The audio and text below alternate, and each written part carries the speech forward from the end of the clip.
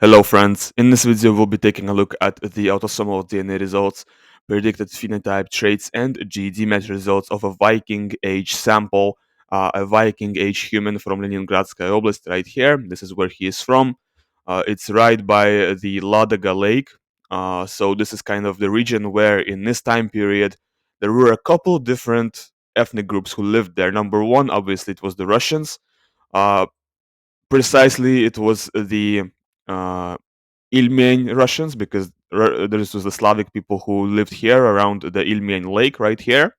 This is where Veliki Novgorod is located, and Veliki Novgorod was kind of like the main city, kind of like the capital of these Ilmen Russians. And also, who also lived here was also Finno-Ugric people. There lived Chuj, which is a Finno-Ugric tribe that is very closely related to Finnish people and Estonians. There lived Vepsians, which are a little bit further in terms of linguistics and ethnicity, a little bit further from Finnish and Estonian, but they are also close there. They are also Finno-Ugric. They also speak a language that's kind of similar to those. And also, of course, there were the Germanic people, there were the Scandinavian Vikings and Varyags, that's what we call them in Russian, who also lived in this region. So we are going to go ahead and explore a Viking age sample from this region. Uh, this Viking age sample, let's go ahead and look at the time he lived. It looks like he lived in 9th to 12th century Common Era, so he lived during the period of foundation of Kievskaya Rus. And let's go ahead and explore his traits. So first of all, we're going to start with the haplogroup. His haplogroup is actually R1A. R1A is a very stereotypically Eastern European haplogroup to have. Let's find out. Can we find out the subclade? Nope, we cannot. It's not the subclade. My trait predictor looks for one specific subclade of R1A, which is Z635. In this case, he probably has Z635, but it's simply not in the file. Not enough relevant information is in the file. Let's go ahead and check what is written here on the official spreadsheet and compare.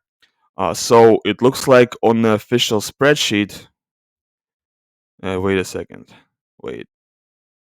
Yeah. So on the official spreadsheet, he's got. Uh, it looks like he's got Z283, and Z283, I think, is a subclade of Z645. That's what I remember. I think Z283 is a subclade of Z645. Let's explore that actually. Let's find out if I'm correct here. Um, R1A Z283 phylogenetic tree. Let's find out if it's actually Z645. Um, let's see.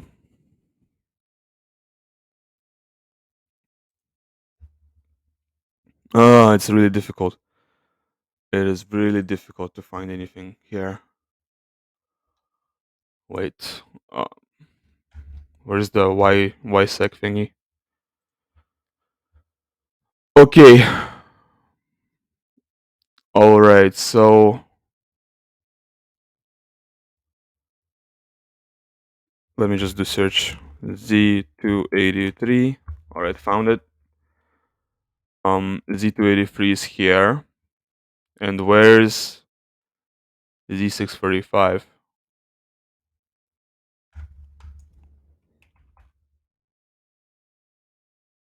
So S224. Hold on, S224. S224 is another name for Z645. Let's find out where that is. Okay, so okay, we found it, right. Everything cleared up. So Z645 is the parent clade of Z283. So this individual does have Z645 haplogroup, and it looks like in terms of why it's not showing for the result here, it's probably because there is incomplete coverage in the file. We figured that out. I don't know if it's. I might cut that part in the video or kind of speed it up so it's more easy to follow. Okay, let's go ahead and check what he scores with noshacot, what kind of phenotype he has. And with noshacot, it looks like he's got blue eyes, definitely very blue eye color. Absolutely no likelihood of brown or dark brown eyes, so definitely blue eyes for him. When it comes to hair color, he's predicted to have, it looks like, dark blonde hair. But of course, there's also a possibility of light brown or light blonde or even dark brown hair here. It's just that most likely scenario is that he has dark blonde hair. For skin color prediction, it looks like he's got white or palest skin, but more likely white skin rather than palest. For hair texture, it looks like he's got wavy hair texture. Possible also curly or straight, but most likely his hair texture is wavy. And actually, let's see what kind of blue eye haplotypes he has. He has blue eye haplotype 3. He has blue eye haplotype 2. Blue eye haplotype 1 is not found in the file, but he definitely has blue eye haplotype 1, considering that he has BH3 and BH2. And he does not have blue eye haplotype 4. Very interesting. Okay. What about MC1R? Does he have any ginger variants here? Nope, no ginger variants anywhere in MC1R. No European hunter-gatherer, blue eye, and red hair variants in IRF4 either. Okay, let's go ahead and check his polygenic risk scores. And it looks like for the polygenic risk scores, he's got a slightly above average score for schizophrenia. He's got a definitely significantly above average score of diabetes. He's got a below average score for Alzheimer's. He's got a below average score for multiple sclerosis. It looks like he does not have any risk variants for breast cancer, which is really good to see. 0 out of 16 is really good to see. For testicular cancer, he's got 7 out of 18, which is also good to see. It's kind of normal, typical. For celiac disease, he's got 1 risk variant out of 10, which is also pretty good to see. What isn't good to see is that he has 2 risk variants for GSS here, and I think that's due to some kind of troubles in genotyping. I think that's because of genotyping errors. I don't think it's very possible for this individual to actually have Gerstmann-Strauser-Scheinker syndrome. It's super rare, super uncommon, and risk variants here are also super uncommon. For Crohn's disease, 0 out of 14, all right. For Riefenstein's, 1 out of 8. Once again, this I think is due to um, genotyping errors. I don't think it's because of he actually having risk variants for that, because it's super rare. For Parkinson's, 2 out of 38. It could be due to genotyping errors. It could be genuine. I'm inclined to think it's genuine because 2 out of 32 for Parkinson's does sound kind of normal. It sounds like it's possible. I mean, I've seen real people, like modern people, who uh, use my tool who have risk variants for Parkinson's. So it's not so unusual to see that. But stuff like this is definitely unusual. This is definitely something to look into. Let's go ahead and explore his monogenic traits. It looks like he's got lower odds of schizophrenia based on his genotype here in COMT. It looks like he does not have any no-go learner variants in DRD2 spirophenantine, but also definitely a little bit more dopamine D2 receptor sites in the brain.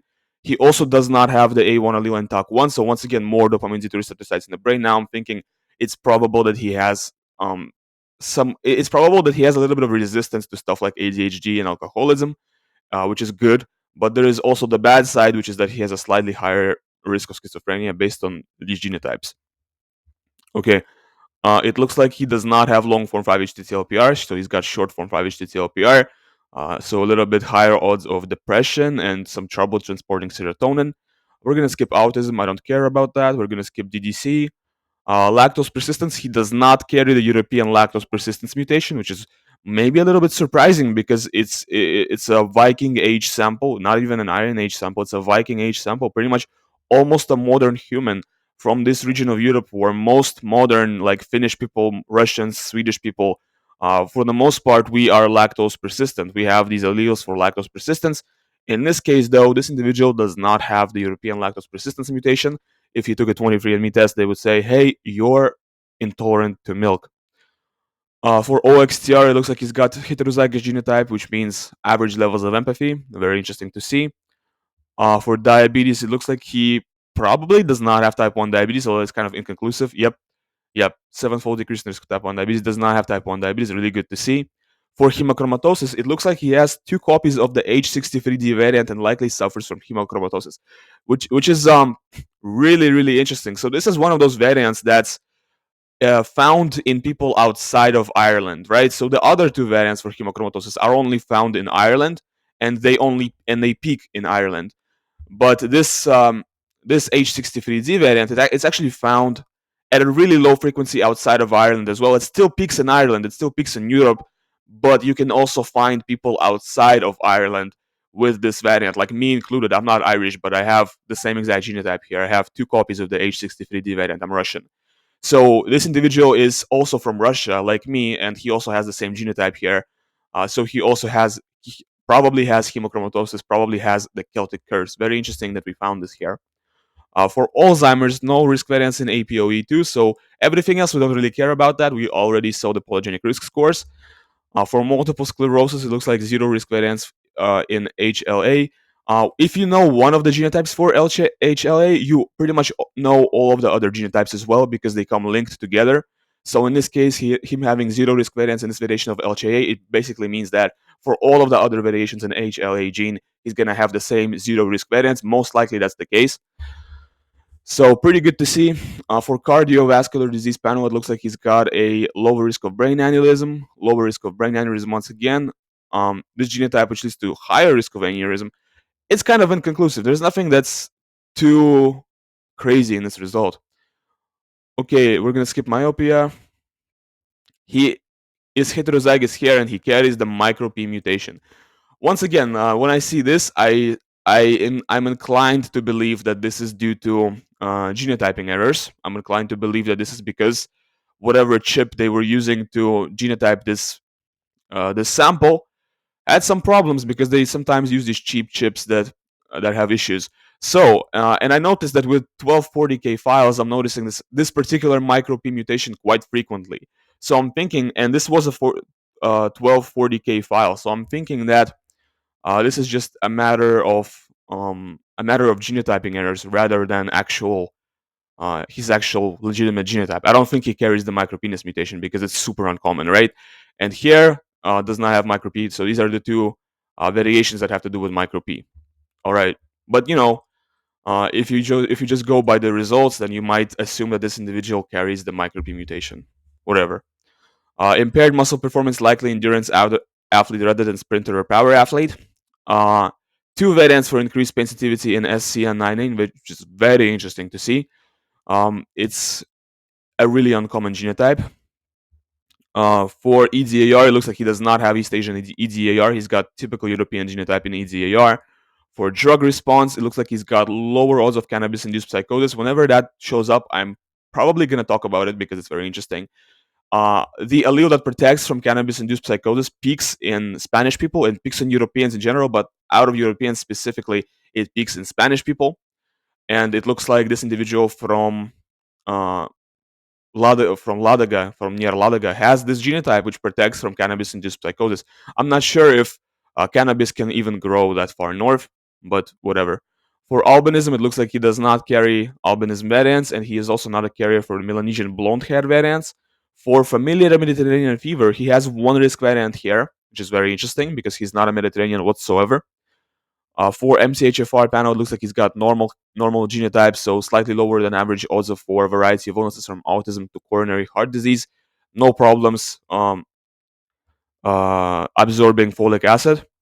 For cancers, it looks like he's got we remember that he was scoring 7 out of what? Let's scroll back. For testicular cancer, let's see. Um, Testicular cancer. 7 out of 18, right? So let's find out how many of those 7 variants are important and how many are not. Okay, so he's got this genotype, which has nothing to do with testicular cancer. I just added this here because it's about cancer. But he's got AG here, which means 3 times increased risk of testicular cancer for men. Very interesting to see. So this is the only relevant variation for testicular cancer out of those that have to show up on the screen that was found in this file. So it looks like most of the important stuff that has to show up on the screen, and I do display the most important stuff on the screen as well. It looks like the most important stuff is not found on the file, unfortunately. So we can't really know if it's that conclusive that he's scoring 7 out of I think it was 18. For leukemia, it looks like he does not have any variants for leukemia and NQ01. Really good to see because this is one of the more important variations for leukemia. For rare diseases, it looks like he does not have von Gerk's disease, not a carrier of variants for Bloom syndrome, no GSS here. And he's got this genotype, which is actually very uncommon, and it is a good genotype. It is good because it leads to a significantly decreased risk of certain autoimmune diseases such as Addison's or diabetes. So yeah, uh, Scroll up above. I was talking about diabetes. He probably does not have type 1 diabetes. I don't know about type 2 diabetes. Type 2 diabetes is not an autoimmune disease, but type 1 diabetes he probably does not have. He's got this genotype, which leads to 4 times, 6 times higher odds of whatever that is. I don't even remember what kind of an issue that is. You can look it up. Actually, let's look it up right now since I'm making this video. Let's look it up right now. Oh, wait. What is eosinophilic whatever? It's a chronic immune system disease. With this disease, a type of white blood cell code and builds up in the lining of the tube that connects your mouth to your stomach. This tube is also called the esophagus. Okay, this buildup, which is reaction to foods, allergens, or acid, can inflame or injure the esophageal tissue. Okay, so it's kind of like a stomach issue where um, you end up having a buildup. You end up having some kind of thing building up, white blood cell building up uh, on your like tube that connects like the esophagus tube, right? And it can injure you and it can inflame and cause. Yeah, okay, I get it. Yeah, pretty much. I don't really care. All right, for celiac disease, it looks like he does not have celiac disease. He's got one risk variant here, but it's not a particularly like damning variation. I think it's pretty common to have risk variants in these three. For allergies panel, we're gonna skip that. For androgen receptor gene panel, no Reifenstein syndrome, we're gonna skip that. Okay, very interesting. For Crohn's disease, it looks like he's got doesn't have any risk variants for Crohn's out of the important ones, so good once again. For Canavan syndrome, no risk variants here, but unfortunately, that's the only variation that was found in the file. It's not a very high quality file. For HIV and AIDS panel, it looks like he does not have any protective variants against HIV. So you know how some people when they get HIV, it turns into AIDS in like 3 months, and some people they get HIV and they can live with it for like 30 years and not even know that they have HIV, and then it turns into AIDS and they die and stuff. So in this case, this individual is most likely the type to end up getting AIDS in 3 months rather than 30 years. For muscular dystrophy, zero risk variance for adrenoleukodystrophy out of 36 total. Really good to see. So pretty healthy. All right. Now I actually want to show you his results for the ethnic calculator results for my trade predictor and GED match as well. So we're going to start with trade predictor. For the ethnic calculator results with trade predictor, he's getting modeled as closest to corded ware, followed by Belbikers from Britain, followed by this is like extremely deranged Ashkenazi Jewish, global Ramphora, French. The reason it's so deranged is because there is only 388 S&Ps that go into this calculation, right? If it was 388,000 S&Ps, then it would be a lot better. But it's the S&P count is really low, so it's not going to be very precise most of the time. However, let's look at GED match, and we're going to look at Eurogene's K13. As you can see with GED match, this is what he scores. And what can we observe here? We can observe that this individual has very little Mediterranean admixture. There's almost nothing Mediterranean in its result at all. It looks kind of Finnish. It looks like kind of like a Finnish result. What separates it from a typical Finnish result is the high amount of North Atlantic. You see, Finnish people typically will score the reverse of this. If you reverse the North Atlantic and Baltic, that's what Finnish people typically will score. So this individual, just by the sheer amount of North Atlantic that he scores, probably has a little bit of Swedish or Scandinavian admixture. By the way, this Scandinavian admixture, I'm not sure where it disappeared because nowadays people in this region don't really have any Swedish or Scandinavian admixture that you can discern with a DNA test. However, it looks like in the Viking Age, um, a lot of these samples have Swedish or some kind of Germanic admixture. Let's go ahead and check the Oracle and see what he's scoring with the Oracle. With the Oracle, he's closest to North Swedish. Keep in mind that North Swedish is not exactly the same as actual Swedish. It's more like a mixture of Swedish and Finnish. Followed by that is Southwest Finnish. Followed by that is Swedish, Finnish, then Norwegian, then North German, then East German. So it's clearly a Finno-Scandian result, right? And he's getting modeled as a mixture of North Swedish plus Finnish. So basically a mixture of Finnish and Swedish plus a little bit more Finnish. So he's closer to Finnish than to Swedish, is what I'm understanding here. You can also model him as a mixture of 60% Finnish plus 40% West Scottish. And Scottish and Scandinavians, they're not really all that different. People online make this there's this whole conversation about how British Islanders are so different from Scandinavians. They really aren't. They really aren't. So it's just a mixture of Finnish plus a little bit Germanic or some kind of Western European, right? A mixture of Finnish plus Western European, pretty much. And with Eurogene's K36, I think this is a little bit better because this gives us a better insight into the breakdown. It allows us to get a better estimate. So let's see. He's scoring 27% Finno-Scandian. That is very high. That is about as high as what's typical for Estonians to score. So there's clearly some Uralic admixture here. There's clearly, well, not Uralic, I should say, Balto-Finnic admixture here. He's scoring 14% Eastern European. Once again, this is a component that you would score if you have uh, Finnic or Uralic admixture. He's also scoring 8.3% East Central Euro. This is not something that Swedish people typically score a lot. So these are all non-Swedish components. These are all components that probably came there from the Chud, probably came there from the Uralic people who inhabited this region.